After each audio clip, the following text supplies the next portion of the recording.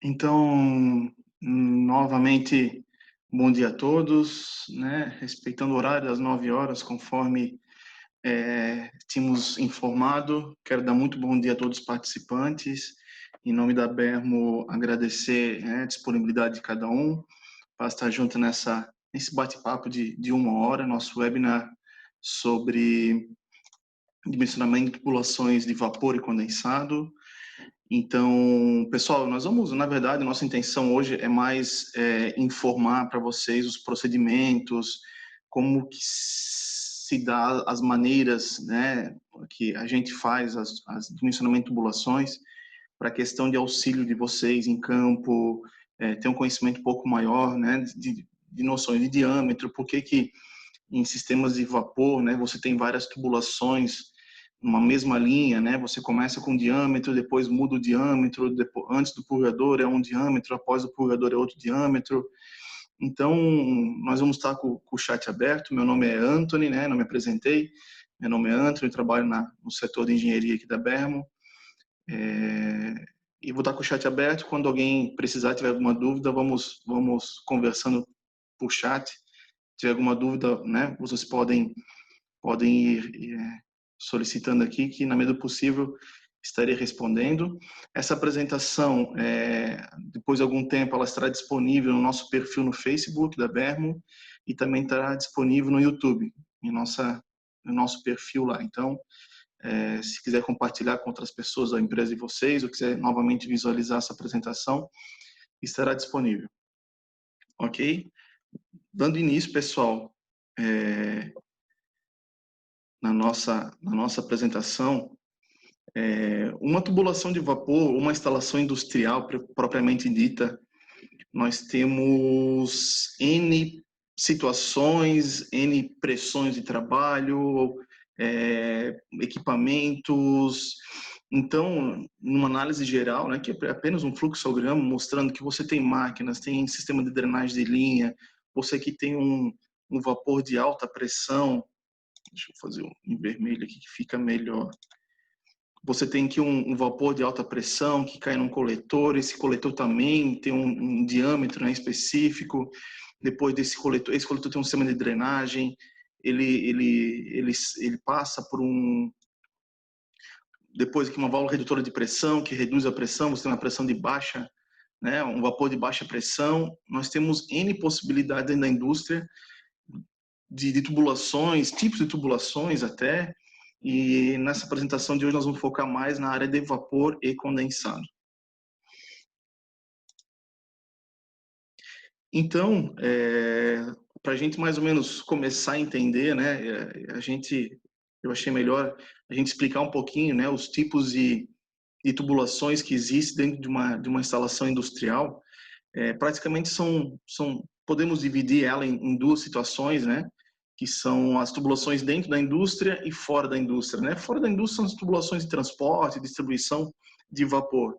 E dentro da indústria, pessoal, nós temos as tubulações de processo, de utilidades, de instrumentação, tubulação de drenagem, nós temos algumas outras possibilidades. Então, para a gente entender um pouquinho, né, talvez isso ajuda bastante, algumas expressões que a gente usa, né, no meio técnico. Nós temos praticamente, na questão de condução de fluidos, né, especialmente em vapor, ou dentro da indústria em geral, nós temos dois tipos de tubos, né? A gente chama tubo com costura e o tubo sem costura, né? Então, o tubo sem costura, existem duas ou até mais possibilidades, 3 ou 4, de produção, né? Existem os tubos que são laminados, é feito por laminação, por extrusão e fundição. Então, pequenos diâmetros, pessoal, do tubo sem costura é feito por extrusão e os grandes diâmetros é feito por laminação. O que é a laminação, pessoal? Aqui um pequeno desenho só para a gente demonstrar para vocês como que é feito, né, um tubo sem costura. Então aqui, pessoal, nós temos um lingote, né, que ele é pré-aquecido muitas vezes, ele passa por rolos oblíquos e vai ter uma haste. Então essa haste, conforme esse lingote vai passando, ele vai conformando e fazendo a formação do diâmetro interno do tubo, né? Então após esse procedimento que foi feito o diâmetro interno, O próximo passo é passar por laminadores, calibradores, que você vai ajustar o diâmetro externo do tubo. E o próximo passo é passar em um mandril esse tubo para fazer a calibração do diâmetro interno, vamos dizer assim, que então propriamente dito o tubo estaria pronto, né? O tubo sem costura, pessoal. Para pequenos diâmetros, os tubos sem costura ele exige que a produção deles seja feita pela forma de extrusão. O que seria, pessoal? Aqui nessa área aqui existe o tarugo de aço, né? Ele está aqui nessa parte. Nós temos um êmbolo e um mandril. Então, o próximo passo, o que é? Esse mandril, ele passa por dentro do tarugo de aço, né? Existe uma sobra aqui desse material que foi retirado.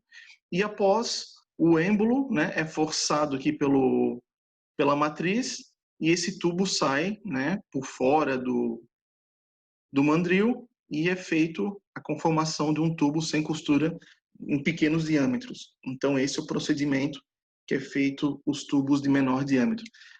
Até se vocês compararem questão de valores, os tubos de menor diâmetro, muitas vezes, eles têm o preço por metro ou por quilo maior que alguns diâmetros maiores. Isso explica, tá, pessoal? O processo de fabricação de tubos sem costura menores, ele é diferente do processo de produção de tubos sem costura com diâmetros maiores. Aqui são os tubos com costura, são os tubos galvanizados, o de 2440, alguns outros tubos que de alguma maneira pode ser aplicado na indústria, né? Então, são os tubos com solda, na verdade, né? Eles chamam que com costura é o tubo soldado, né?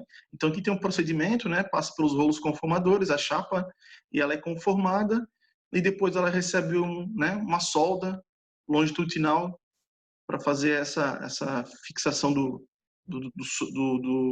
tubo. Temos dois tipos de solda, né? Temos uma solda de topo, uma solda sobreposta, a gente chama, né?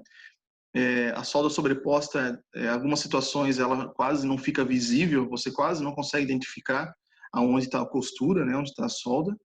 A solda já de topo, você muitas vezes já consegue identificar. Alguns tubos têm essa solda em espiral, só que não são muito utilizados para a condução de fluidos. Às vezes você vê esse tubo como corrimão, estruturas, escadas, às vezes transporte de cavaco, uma caldeira. São tubos de mais, vamos dizer assim, simples produção. Mas também, né, se vocês visualizarem, ele é feito com uma bobina de chapa, ele é um tubo com costura.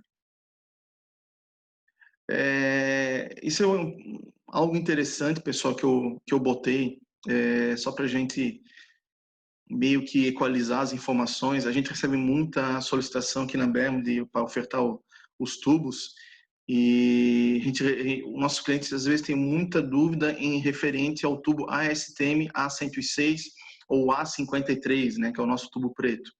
Essa nomenclatura, pessoal, vamos dizer assim, é a quantidade, né, de carbono que tem no tubo. Então, a BEMO padronizou a utilização do tubo A106, que é um tubo que é um material um pouco mais nobre que o A53 e tem um percentual maior de carbono. E o nosso ainda é o grau B, que então ele possui uma qualidade de produção, de rastreabilidade do material maior em comparação ao A53. Então, até botei aqui embaixo uma observação, todos os tubos comercializados pela BEMO são STM 106 grau B, apenas para informar. Então, aqui tem botei algumas informações dos percentuais de cada material. Beleza, pessoal? Outra situação que é bem interessante, né? Quando a gente fala em tubos industriais, a gente fala muito do schedule, né? Schedule 40 com costura, schedule 40 sem costura. Mas eu queria o schedule 80. O que é esse schedule, pessoal? É a norma, né? É a norma de espessura de parede. Quanto maior o schedule, né? Maior a série, né? Algumas pessoas chamam série 40, série 80. Aqui a gente usa mais a nomenclatura schedule. Então, pessoal, quando você muda, um exemplo, do schedule 40 para o schedule 80, você não muda o diâmetro externo. o que altera é o diâmetro interno, ou seja, o que muda é a parede do tubo. Então, um tubo, um exemplo de 1 polegada, ele sempre vai ter, tanto faz um Schedule 40, 80, o 160, ele vai ter sempre o mesmo diâmetro externo e o que muda é a espessura da parede. Ok? Quando vocês tiverem alguma aplicação, no final dessa apresentação vai estar o meu contato. Anthony, eu tô com uma dúvida, eu vou passar óleo térmico a 280 graus, numa pressão de 5, 6 quilos. O tubo que eu estou utilizando, ele é aconselhável, não é? Ele vai suportar essa temperatura? Ou eu tenho outro fluido que está a 400 graus, um outro óleo que está a 20 quilos de pressão? O Schedule 40 eu consigo? Eu sou obrigado a usar o Schedule 80? Esses questionamentos, pessoal, a gente da engenharia está à disposição para auxiliar. Não existe uma tabela de pressão e temperatura para cada tubo. Para cada situação, conforme o diâmetro, existe um cálculo que a gente faz para verificar se esse tubo resiste ou não. Então, quanto menor o tubo também, maior a capacidade de pressão que ele suporta. Quanto maior o tubo, menor essa pressão. Mas isso são cálculos feitos aqui pela BERMA e a gente está à disposição para auxiliar vocês caso necessite dessa questão de dúvida. Mais para frente, nós vamos ver algumas tabelas de vapor e outras situações. Aqui eu botei o nosso site, pessoal, para vocês verem que aqui na parte de cima, informações técnicas e tabelas técnicas, nós vamos ter 2 tabelas aqui. Uma tabela de vapor, que nós vamos ver mais para frente, né, que vai ser interessante para a gente calcular as tubulações de vapor. E aqui uma tabela das tubulações que a Bermo trabalha, com costura, sem costura, galvanizados. Então tem espessura da parede, diâmetro externo do tubo, várias informações que podem auxiliar vocês. Então, acessando o nosso site, www.bermo.com.br, você vai aqui em informações técnicas, tabelas técnicas, vai ter o acesso ao arquivo, ao download desses dois arquivos. E já aproveitando, querem visualizar outras informações do nosso site, ele sofreu uma mudança alguns meses atrás, ele está bem amigável, está bem interessante. Então, entrando necessariamente agora no nosso assunto de dimensionamento de tubulações, qual que é a importância da gente dimensionar os tubos em uma instalação de um sistema de vapor, Se a gente superdimensionar o tubo, nós vamos ter algumas situações. Nós vamos ter um maior custo de montagem, você está trabalhando com tubulações maiores, mais pesadas, estrutura metálica, suportes que vão ter que ser feitos para ancorar esses tubos, vão ter que ser maiores. Um tubo muito grande, vamos dizer assim, acima da sua necessidade, vai ter maior perda de calor, porque vai ter mais área que o vapor vai estar em contato, e você vai ter maior volume de condensado. Então, às vezes, superdimensionar, lógico, é melhor que subdimensionar, mas também tem os seus problemas. Então, o subdimensionamento, pessoal, que vai acontecer menor pressão no final da linha, que nós vamos ver a seguir, falta de vapor no final da linha, golpes de ariete e erosão. Então, a gente encontra bastante, a gente recebe muita consulta de clientes reclamando que fizeram uma ampliação na sua fábrica e a última máquina lá, falta vapor para ela, Provavelmente a tubulação, a maioria dos casos está subdimensionada, temos que fazer, auxiliar o cliente de alguma maneira a solucionar esse problema. Então, pessoal, como comentei com vocês, naquela tabelinha que vai estar no nosso site, existe uma tabela de vapor saturado. Essa tabela, ela mostra a pressão relativa do vapor, a pressão absoluta, a temperatura que o vapor está a essa pressão.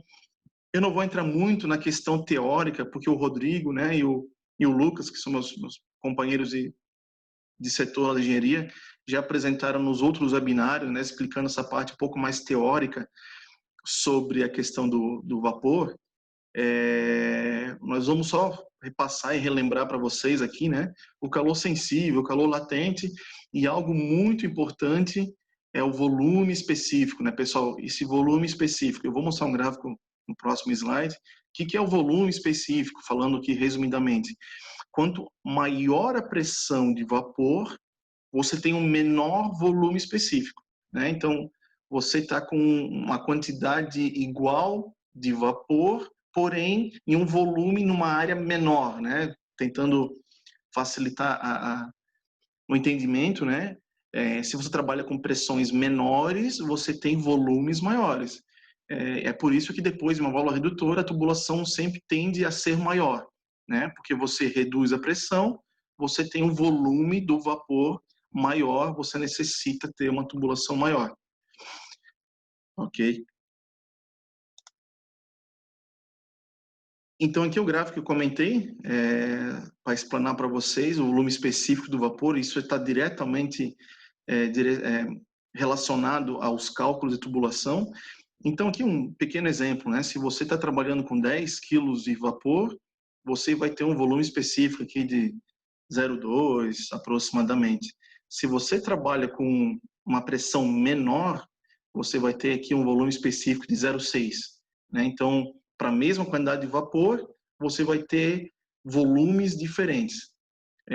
Isso explica um pouco das nossas solicitações que se transporte o vapor na menor pressão possível e só se reduz a pressão muito próximo da sua utilização, muito próximo do seu equipamento. Então, você tem sua caldeira que gera 10 kg de pressão, melhor seria você transportar esse vapor a 10 quilos e lá no seu equipamento, lá na sua utilidade, né, próximo à sua utilização, meu equipamento tem que trabalhar com 4 quilos, Antônio. Beleza, transporte a 10 e lá perto da sua utilização, põe uma válvula redutora, uma estação redutora de pressão e reduza para 4 quilos, para 2, para 3, conforme a sua necessidade, para você, pois, você vai ter que ter uma tubulação maior. Então, se você reduzir lá a pressão logo na saída da caldeira, de 10 para 4, lá depois da estação redutora, você vai ter que trabalhar numa tubulação maior, pois o volume específico do vapor é diferente conforme a sua pressão. Ok, pessoal? Acho que tá bem entendido, né? Então, como dimensionar corretamente a tubulação do sistema de vapor? Nós temos aqui a nossa fórmula para nós encontrar o diâmetro. Então, o diâmetro em milímetros, a tubulação é dada a raiz quadrada da nossa vazão, em quilogramas por hora. Vamos lá, temos uma pergunta do Mauro. A redução de vapor com válvulas redutoras mecânicas produzem vapor superaquecido? Boa pergunta, Mauro. Podem produzir. Se você está com uma redução, uma grande redução, você pode... Deixa eu voltar aqui, talvez para explicar um pouquinho essa questão da pergunta do Mauro. Quando você está trabalhando, um exemplo, com 10 quilos de pressão, você vai ter aproximadamente 183 graus, né, da temperatura do vapor. Imagine que você reduza para 1 quilo, né? Então, de 183 para 1 quilo de vapor, você vai para 119, 120 graus, né? Essa diferença de 60 graus, essa energia, Mauro, ela não se perde, né? Ela está lá. Mas como que acontece essa mudança de energia? Ela superaquece o vapor, ela transforma aquele vapor que está lá, vamos dizer assim, ela melhora o título do vapor, né? E a gente sempre fala que quando você reduz a pressão próximo ao equipamento, você consegue melhorar a qualidade do vapor, devido a essa diferença de temperatura que existe nas pressões diferentes. Você, de alguma maneira, essa energia ajuda a evaporar aquele vapor que está condensado, vamos dizer assim, no seu equipamento. Porém, quando a redução é muito grande, Mauro, imagina lá 20 quilos para 1, 30 bar de pressão de vapor para 0,5, a gente encontra algumas vezes algumas reduções grandes, principalmente em estufas de secagem na indústria frigorífica, né, de embutidos, eles trabalham com 0,5, 0,6 bar de pressão. E existe a possibilidade, tá, Mauro? Mas cada caso é um caso. Depende da sua aplicação, passa para a gente pode estudar e fazer os cálculos aqui dentro do software que a gente utiliza e a gente vai te falar, Mauro, tá superaquecendo ou não. Porque se superaquecer, pessoal, a troca térmica, o calor sensível, o calor latente, muda muita coisa. O calor latente do vapor muda bastante. Beleza? Só vamos conversar, Mauro. Então, voltando aqui, pessoal, então a velocidade, né? Desculpe, a vazão é quilogramas por hora, a velocidade é em metros por segundo, o delta minúsculo aqui é o volume específico, que eu mostrei na tabela anterior, esse volume específico é dado em metros cúbicos por quilo, e o diâmetro, como eu falei, é dado em milímetros. A velocidade, pessoal, isso é um negócio bem interessante, que é muito importante em redes de vapor. Anthony, como que você identifica a velocidade de uma instalação? O que a gente tem como padrão aqui na Bermo? Linhas principais até 35 metros por segundo, ou seja, a linha que está saindo da caldeira, essa linha principal, como ela está com uma pressão maior, a gente trabalha com até 35 metros por segundo. Linhas secundárias, derivações, variações de tubulações que saem da linha principal, a gente trabalha com 20, 25 metros por segundo. E nos coletores, né, os distribuidores de vapor, trabalha com 8, então até 10 metros por segundo.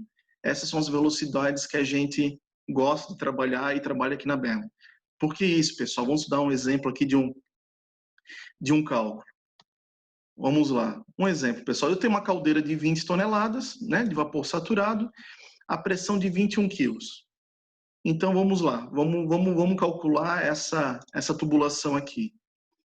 Eu tenho 20 toneladas, mas lembrando que a nossa vazão é em quilogramas por hora, então eu tenho que converter 20 toneladas, né? Uma tonelada é 1.000 quilos-hora, então eu tenho 20.000 quilos-horas, vezes o volume específico é 21 bar, vezes 354, que é a nossa constante. Esqueci de falar lá anteriormente, é a nossa constante. E 35, pessoal, como é uma tubulação, né, principal, eu estou utilizando 35 metros por segundo. Então, nosso resultado vai ser 135 milímetros, ok? Então, o que acontece, pessoal? Esse valor de 135 milímetros é o valor para dar essa velocidade de 35 metros por segundo. Porém, os tubos, existem padrões. A gente não tem tubo específico em milímetro em milímetro, né? Nós temos lá, o padrão é o 15, é o 20, é o 25, é o 32, o 40, o 50, que seria? É o meia, 3 quartos, 1 polegada, 1 e 1 quarto, 1 e meia, 2, assim por diante. Então, pessoal, um tubo DN150, que é um tubo de 6 polegadas, Kedley 40, possui diâmetro interno de 154.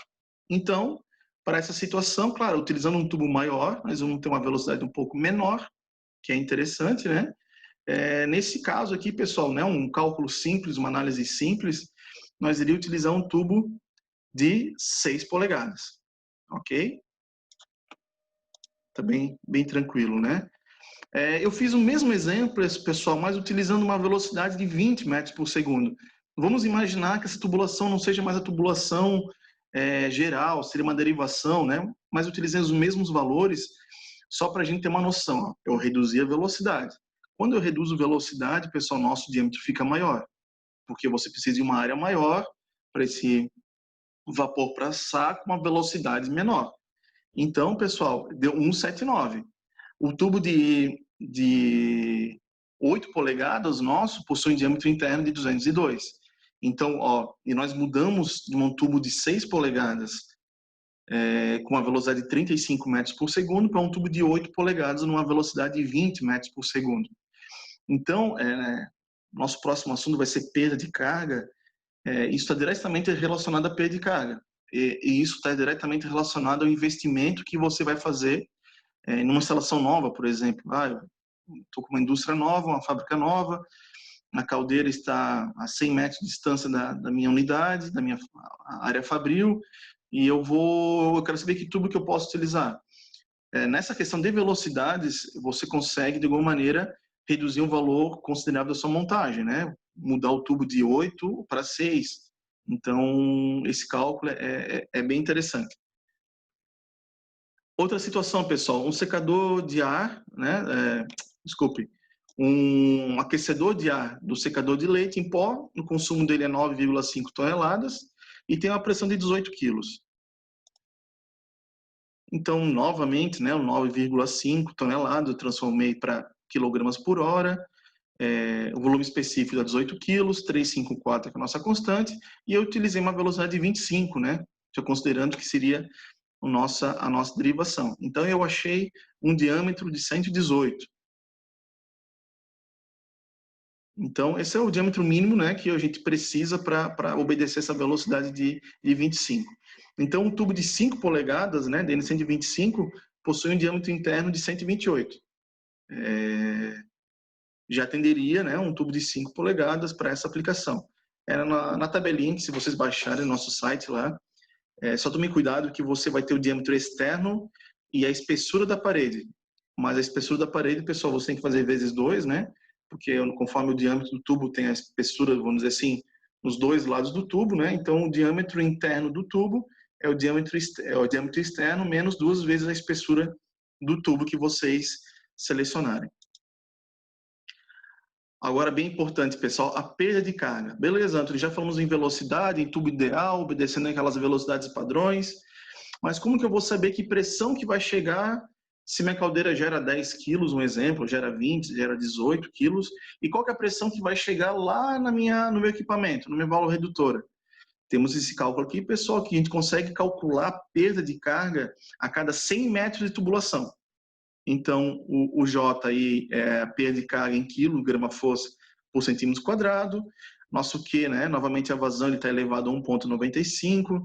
Novamente, nosso volume específico está aqui, ele é elevado a 0,95. E o diâmetro do tubo está elevado a 5,1. Então, vamos lá. A gente considera aqui da BEMO que 0,3 bar a cada 100 metros é aceitável. Pessoal, cada caso é um caso. Vamos mostrar aqui, ó, um exemplo. Que a nossa caldeira de 20 toneladas de vapor a 21 quilos. Fazendo os cálculos, pessoal, só tome cuidado que o diâmetro é em centímetros, tá? O nosso diâmetro aqui nesse cálculo de perda de carga é em centímetros, não é mais em milímetros.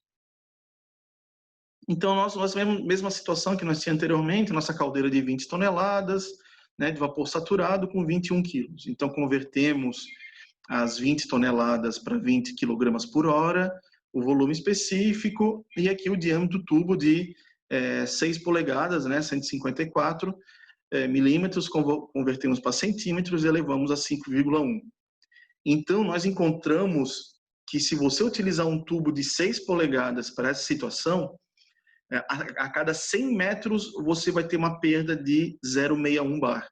Ou seja, se você tiver 100 metros de distância da caldeira, lá vai estar chegando 20,39 bar de pressão. Né? Essa é a perda de carga se você utilizar um tubo de 6 polegadas. Se para você essa queda de pressão é elevada, o que tem que ser feito? Elevar o diâmetro da tubulação. E esse valor vai cair. Vamos para o próximo exemplo aqui.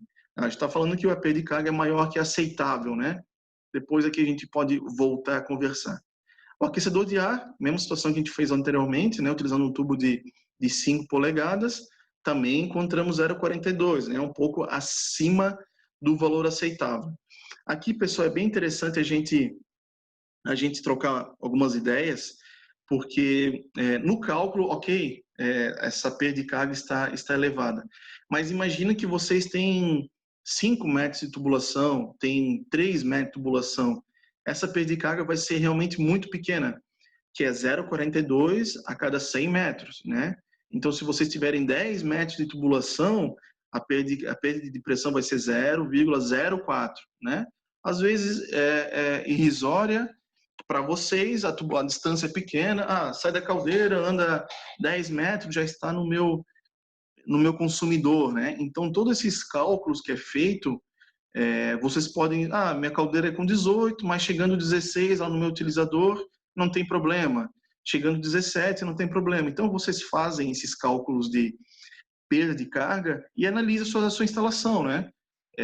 A gente fala, às vezes, bater o martelo, você não pode utilizar uma tubulação de 5 polegadas porque perda de carga é 0,42. Mas a minha tubulação não tem 100 metros, não tem 200 metros. Opa, você vai perder aqui 0,884. Opa, em vez de 18, vai chegar quase 17. Não, Antônio, para mim é prejudicial essa pressão. Eu tenho que chegar no mínimo com 17,6. Beleza, vamos refazer o cálculo, utilizando um tubo maior, para você obedecer, um exemplo, né? Essa sua pressão mais próxima possível do 18.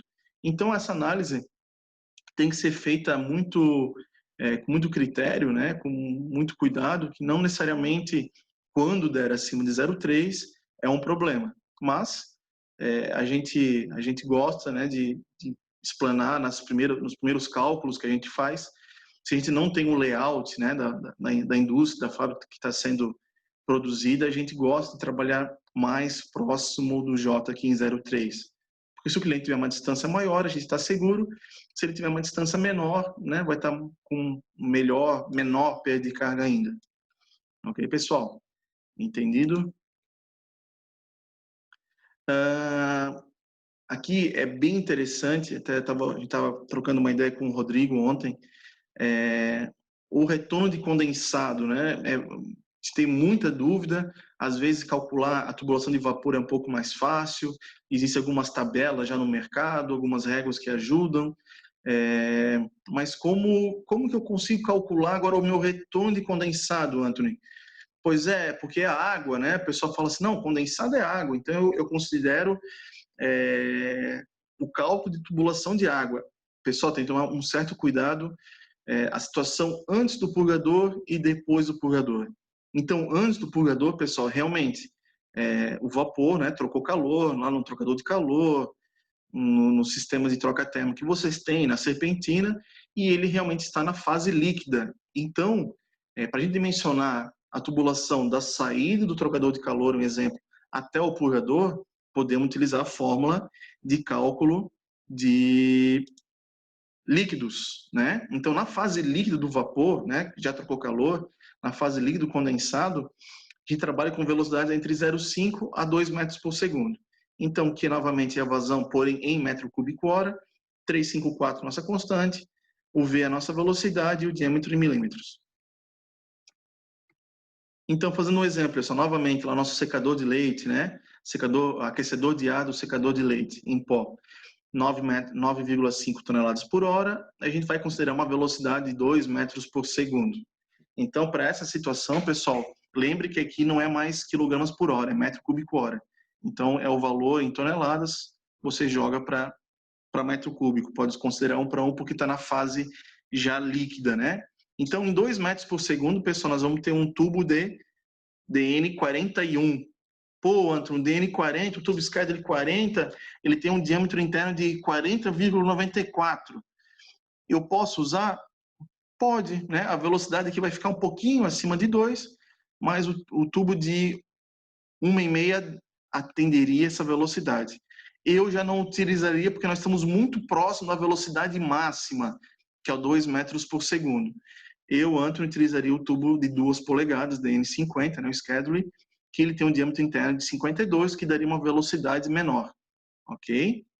Outro exemplo, o mesmo exemplo, pessoal, com velocidade 0,5, né, uma velocidade bem mais baixa. Dá um DN82. Dá um tubo, o tubo de 3 polegadas nosso, pessoal, Schedule 40, ele tem 77,92. A Anthony deu 82, eu não posso usar o tubo de DN 3 polegadas 80, eu vou ter que utilizar um tubo de 4 polegadas. Nesse caso, como você está trabalhando numa velocidade mais baixa, né, no limite inferior, eu utilizaria o tubo de 3 polegadas, porque essa velocidade vai lá para 0,6, 0,7, não seria problema. Na outra situação, como a gente está trabalhando uma velocidade maior, daí sim eu utilizaria um tubo maior. Mas nesse caso, que nós estamos trabalhando na velocidade inferior, né, um limite inferior, eu estaria utilizando o tubo de 3 polegadas sem problema nenhum, ok? Tá, Anthony, depois do purgador, como que a gente faz? Isso é um grande problema, pessoal, porque depois do purgador, existe essa revaporação, né, Mauro? Até essa questão de temperatura, pressão, que você comentou do superaquecimento, né? O que acontece? Após o purgador, como existe uma despressurização, essa temperatura do condensado está lá em 3 kg de pressão, um exemplo, ela vai, depois do purgador, ela está em 1 kg, né? Então, novamente, acontece aquela situação da diferença de temperaturas, né? De 3 para 1 kg. Lá nós vamos estar com a temperatura do condensado praticamente na temperatura de saturação, um exemplo, 3 kg, 130 e poucos graus, se não me engano. E quando passa do purgador, vai estar com 1 kg de pressão lá, 110, 108 graus. Então, essa diferença de pressão e essa diferença de temperatura, o que acontece? Ela revapora o condensado. Então, o condensado, quando passa do purgador, que ele encontra essa diferença de pressão, ele revapora. Então, a gente costuma falar que depois do purgador nós temos um fluido bifásico. O que é o fluido bifásico? Nós temos na tubulação de condensado após o purgador, pessoal. vapor flash, que esse vapor flash ocupa praticamente 100%, né, ou 99,48% do volume total. E aqui na parte inferior nós temos realmente o condensado que não flasheou, né, a gente fala que não sofreu o fenômeno do flash. Então, para a gente calcular, pessoal, a tubulação após o purgador, a gente tem que trabalhar, na verdade, no vapor flash. Vocês podem, né, quem é da indústria têxtil consegue visualizar isso bem interessante, que nas máquinas de tingir, a tubulação que chega no purgador muitas vezes é de meia, 3/4 e o purgador é de 1 polegada, né? Porque o purgador, a vazão do purgador tem que dar conta daquele equipamento. Porém, como que após o trocador de calor, né, na máquina de tingir, estamos na fase líquida, a gente consegue trabalhar com tubulações menores. E após o purgador, se vocês perceberem lá, a tubulação volta a ficar 2 polegadas, 1,5 polegadas. Muitas vezes é a bitola do purgador lá. Então, para quem não conhece muito, assusta, né? Pô, por que antes do purgador é 3/4 tubulação e após o purgador é 2 polegadas? É por causa desse fenômeno, pessoal. Deixa eu voltar novamente, só para ficar bem claro, né? Então, antes do purgador, pessoal, nós temos a fase líquida, né? Saiu do trocador de calor, saiu da sua serpentina, até o purgador é fase líquida. Calculamos velocidade considerando como se fosse líquido, como se fosse água. E após o purgador, temos a questão do flash. Então, como que a gente faz? Tá, Anthony, qual que é o percentual de flash que eu vou ter? Então, nós temos aqui nosso cálculo, né? O que seria? A entalpia do líquido saturado de alta pressão menos a entalpia do líquido saturado de baixa pressão, que são os calor sensíveis, né? Que estão naquela tabela, vezes 100 dividido pelo calor latente do vapor de baixa pressão. O que é a alta pressão e a baixa pressão? Meu equipamento trabalha com 10 kg de pressão e após o purgador eu tenho 2 kg de pressão. Então, a entalpia do líquido saturado de alta pressão, você vai lá no 10 kg, 10 bar. A sua entalpia do líquido saturado de baixa pressão é o teu 2 bar. Você vai lá, pega o calor sensível de 2 bar e o calor latente de baixa pressão. Então, com isso, a gente consegue saber qual que é o percentual de vapor que vai flashear. Então, vamos lá. Um exemplo, pessoal. Eu tenho um radiador que consome 7 toneladas, ele trabalha com 21 kg de pressão e após o purgador, né, ele está trabalhando com 3 kg de pressão. Então, utilizando lá, pessoal, o calor latente de 21, calor latente de 3, e dividindo pelo valor na tabela do 3 quilos, né, de baixa pressão, nós vamos ter um percentual de 15,2%. Ou seja, pessoal, 15,2% de 7 toneladas vão virar vapor flash. Esse valor vai dar 1 tonelada, 1,065 de vapor flash. Beleza, Anthony, eu achei o percentual de vapor flash. E agora? E agora nós temos que calcular essa tubulação considerando esse percentual de vapor flash. Temos uma pergunta do Mauro novamente. Qual deve ser o raciocínio lógico para determinarmos a pressão de saída do purgador? Assim, Mauro, quanto menor a pressão de saída do purgador, melhor vai ser o rendimento do teu equipamento, né? Porque os purgadores, eles não trabalham com pressão de trabalho, eles trabalham com diferencial de pressão. Então, o purgador que trabalha lá com 10 kg de pressão na entrada e com 1 kg na saída, ele vai ter uma vazão, eu vou chutar, de 1 tonelada. Se você tiver 10 kg de entrada e 5 kg na saída, a vazão do purgador vai ser 500 kg/hora, né? Então, quanto menor pressão na saída do purgador, melhor. Anthony, como que eu controlo essa pressão? Essa pressão, na verdade, é pelo teu sistema, né? Depende de como está calculado as suas tubulações, se você tem purgadores vazando ou não. Numa instalação ideal, Mauro, a sua pressão de saída do purgador é próxima a 1 kg, 2 kg. Muitas vezes você tem às vezes um tanque flash, que essa pressão fica um pouco mais elevada. Então, não existe, vamos dizer assim, um cálculo para você achar essa pressão de saída do purgador. É o teu sistema que vai gerar essa pressão. O Gilberto tem outra pergunta aqui. Geralmente, uma rede de retorno de condensado de baixa pressão trabalha em qual pressão? Acho que é isso, né, Gilberto? Mais ou menos que nem eu expliquei para o Mauro. o ideal é que seja o menor possível, né? Alguns clientes a gente encontra, pô, meus purgadores não estão funcionando, o rendimento das minhas máquinas não são as mesmas. E a gente comentar qual é a pressão da sua rede de condensado. Ah, Antônio, eu não tenho, eu tenho um manômetro na rede de vapor, mas na rede de condensado eu não tenho. Né? Então, a gente solicita para o cliente a instalação de um manômetro na tubulação de condensado, que com isso a gente consegue pegar muitos problemas. Conseguimos identificar que a tua pressão na rede de condensado está em 5 quilos, está em 4 quilos. Putz, que problema. A gente sempre trabalhava com 1 quilo. Como eu expliquei, quando você começa a pressurizar a sua rede de condensado, você começa a reduzir a vazão dos purgadores. Então, você começa com um problema em cascata aí, de tempo de aquecimento, de outras situações. O que interfere, né, essa elevada pressão na rede de condensado? Purgadores vazando, o mau dimensionamento nessa rede de condensado, algum filtro entupido, alguma obstrução que você tem. Tem N fatores que que conseguimos identificar, né, que ocorrem, que geram essa pressão elevada na saída. Furos em serpentina pode ter a ver com o mau dimensionamento dessa tubulação. É questão de velocidade, tá? A pessoa, na verdade, está pelo celular aqui. Pode ser questão de velocidade, pode ser questão de contaminação do condensado, contaminação do vapor, né? Às vezes a dosagem de produtos químicos na caldeira não segue um controle, um padrão, você começa a trabalhar com vapor contaminado, descarga de sais, né? Em muitas caldeiras tem só descarga de fundo, não tem descarga de superfície. Na parte de superfície da caldeira tem uma concentração elevada de sais, pode gerar arraste na caldeira e esses sais ir para a tubulação e gerar o furo na serpentina. Temos que fazer uma análise melhor, mas o dimensionamento pode ser.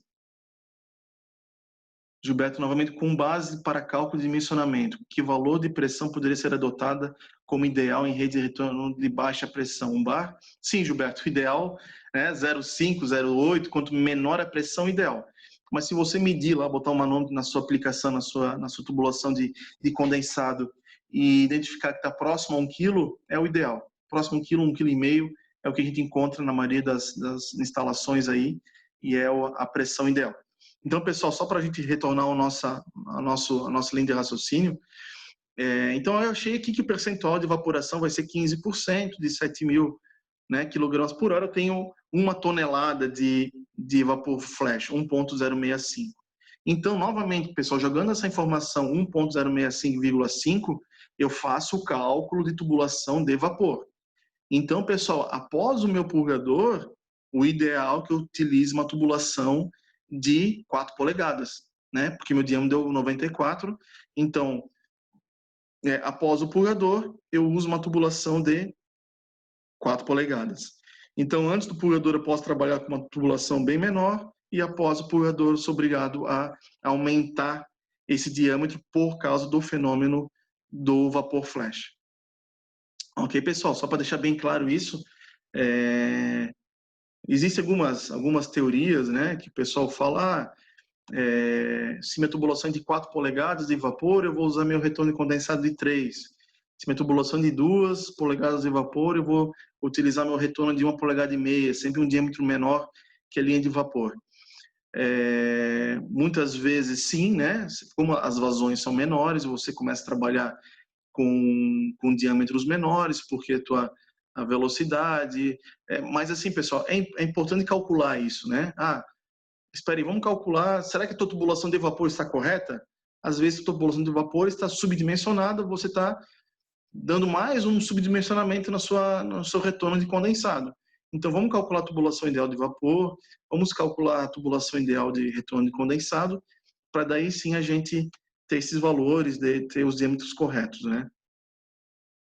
Aqui tem uma tabelinha, pessoal, só para quem quiser, a gente consegue passar para vocês uma tabela para se encontrar o vapor flash de uma maneira, o percentual de vapor flash de uma maneira um pouco mais rápida, né? Então, qual é a pressão antes do purgador? Aqui a gente fez um exemplo, 4 quilos. Qual é a pressão depois do purgador? O purgador está descarregando não tem tubulação de retorno, ele está descarregando para céu aberto. Então, nesse caso, pessoal, nós temos 10% de revaporação, né? Entrando um pouquinho no assunto de purgadores, se você pegar um purgador lá e abrir a saída dele, você vai ter lá um pouco de vapor flash, né? Muitos clientes falam, pô, Antônio, eu abri a saída do purgador e saiu bastante vapor vivo. Muitas vezes não é vapor vivo, tá, pessoal? É o vapor flash. Ou seja, 10% do que se está, né, que está se descarregando do purgador, 10% é vapor flash. Então temos que tomar um certo cuidado. A Thaís Santana está perguntando por que você faz essa distinção de velocidade máxima recomendada na linha principal, secundária e distribuidor. Tem algum motivo específico? Sim, Thaís. Se você trabalha com velocidades muito grandes, principalmente no coletor, qual que é uma da principal função do coletor de vapor, além de distribuir em várias linhas, né? É você também melhorar a sua qualidade do vapor. Então, num coletor com baixas velocidades, 8, 10 metros por segundo, você dá tempo do condensado ser purgado, ser eliminado. Se você trabalha num coletor com alta velocidade, esse condensado é arrastado junto para as derivações. Então, essas velocidades são importantes.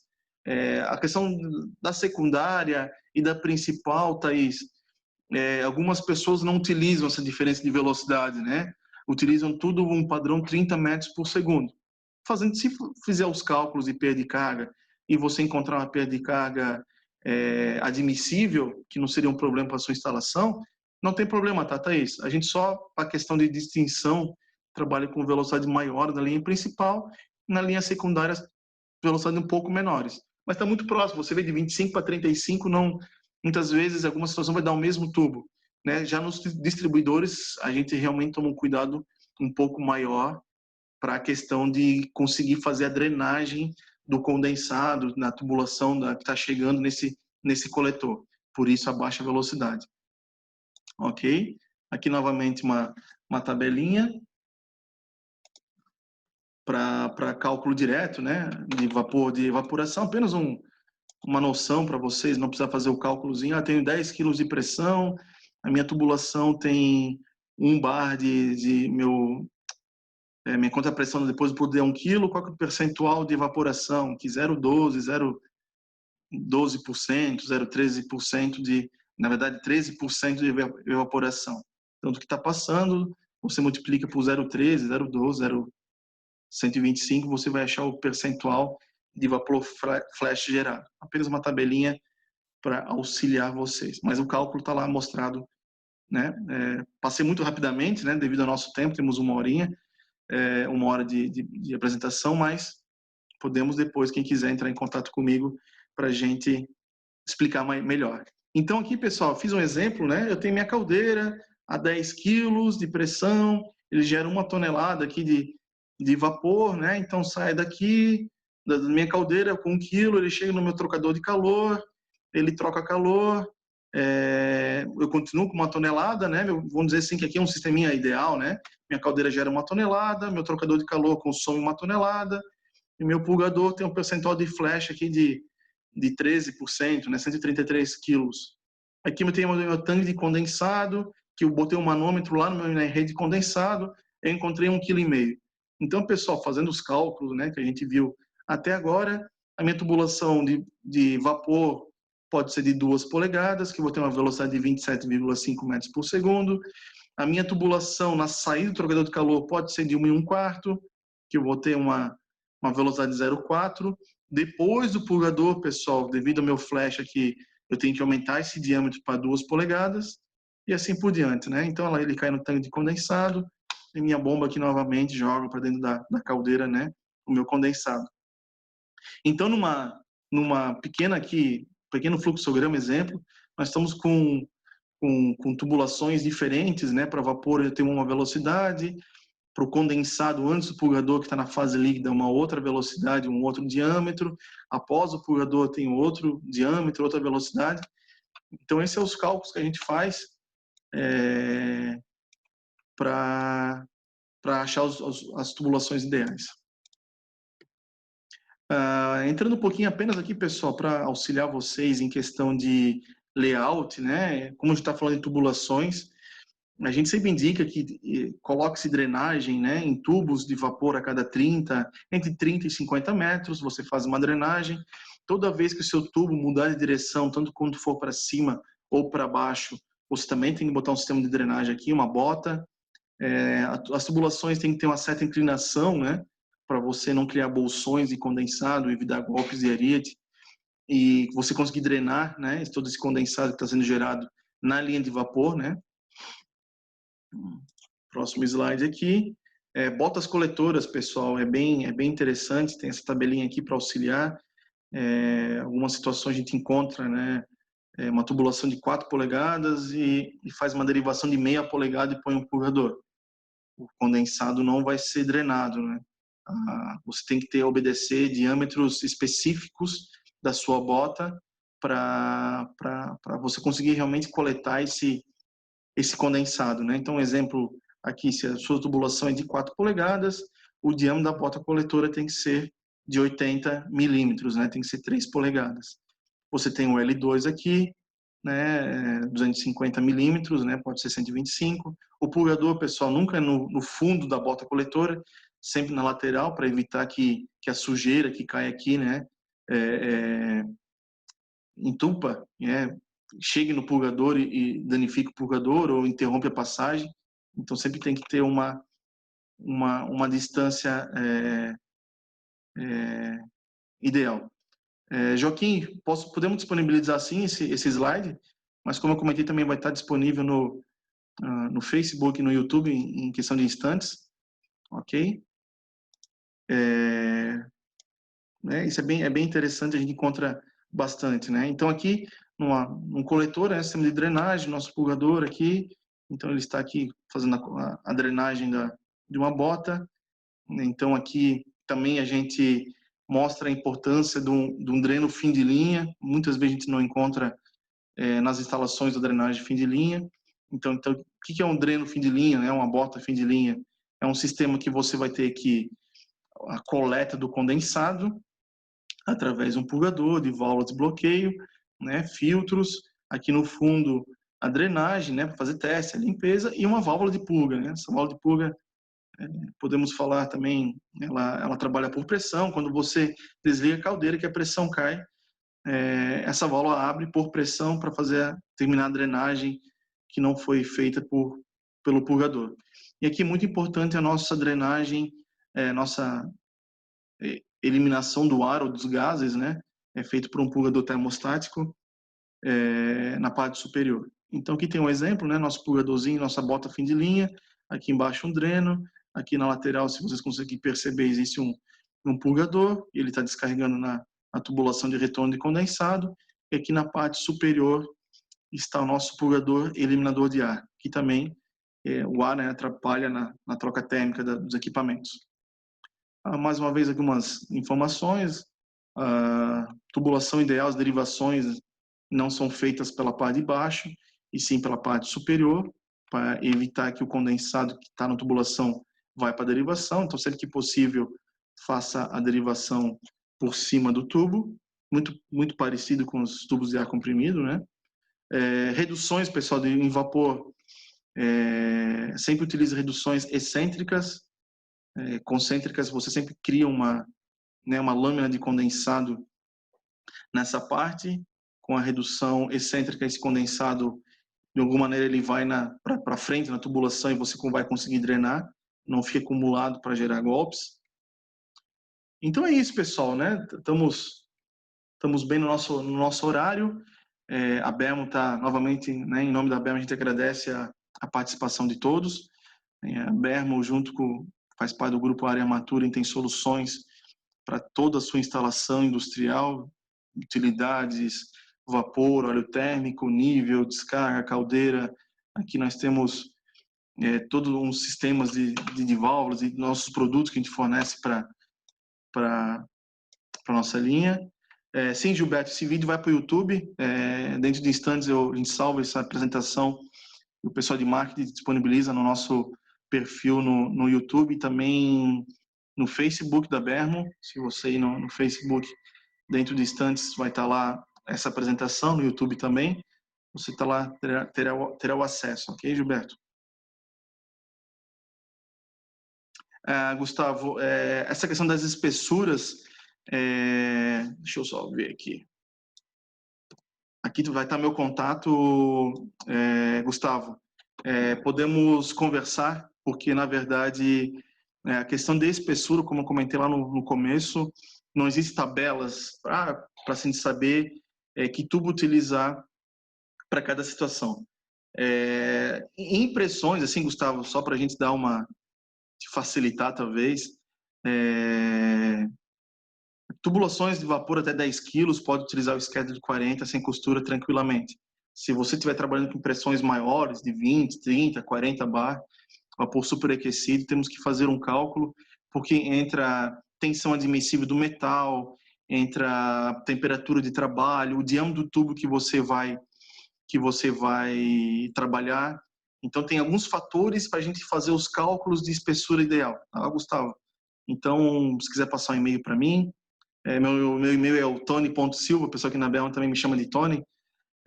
Então, se você ligar para cá também, pedir para conversar comigo, podemos explanar melhor aí essa situação, beleza, Gustavo? Mas é um cálculo diferente, é um cálculozinho que a gente usa com eficiência de solda, porque às vezes o tubo resiste, mas você vai ter soldas na tubulação, né? Você vai ter emendas, então essa questão também influencia na eficiência de solda, também influencia na pressão de trabalho, ok? O Adriano, JTI, vocês têm treinamento para a área de manutenção? Sim, Adriano, podemos conversar especificamente a manutenção de que equipamento que você precisa. Podemos conversar se é válvula de controle, se é válvula de segurança, se é purgadores, se é válvula de bloqueio, se é instrumentação. Né? Nós temos aqui a Bermo Serviço, que é a nossa parceira, que ela é especializada em manutenção, né? Ela só faz essa parte de manutenção. Então, podemos sim, Adriano, conversar sobre treinamento específico para a de manutenção. É uma área muito abrangente, né? Se for falar de válvula de segurança, que nem o Rodrigo já comentou aqui, é um mundo gigantesco. Então, se você está falando de válvulas DIN, válvulas ANSI, cada válvula tem sua calibração, sua certificação, manômetros e termômetros. Nós temos os poços, né? Instrumentos rastreados para a gente gerar também toda a certificação da manutenção, válvulas de bloqueio. Mas vamos conversar sim, Adriano. Vamos alinhar a sua necessidade aí. Podemos fazer em Comprem também, e lá na sua empresa aí, que nem eu já fiz, às vezes, posicionadores e válvulas de controle, a gente vai lá e dá um treinamento para a sua equipe, para as pessoas interessadas. E Gustavo, sobre a espessura de vapor, me passa um e-mail, a gente alinha. Eu tenho umas tabelas. Se o tubo de aço inox é um outro cálculo, são tensões admissíveis diferentes. Se for tubos de aço carbono é uma situação, se for com costura é uma, se for sem costura é outra. Entendesse, Gustavo? Então, para cada tipo de tubulação, nós temos uma tubulação. Beleza? Então, Evandro novamente, né, perguntou se vai estar disponível as apresentações. Entre em contato comigo, a gente pode enviar para vocês. Provavelmente no final desse webinário será gerado um certificado para cada participante. Novamente, em nome da Bermo, agradeço a participação de todos. E mais algumas dúvidas, algumas situações dessa apresentação, estou à disposição no meu e-mail, tony.silva@bermo.com.br. E é isso aí. Muito obrigado e até a próxima.